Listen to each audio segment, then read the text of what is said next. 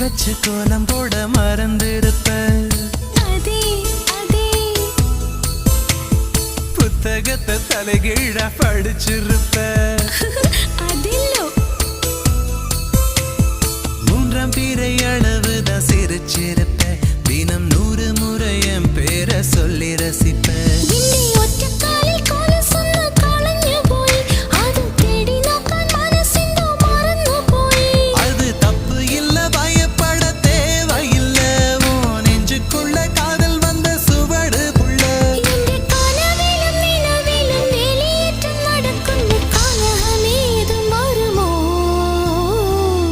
மனசுக்குள்ளே தாகம் வந்துச்சா,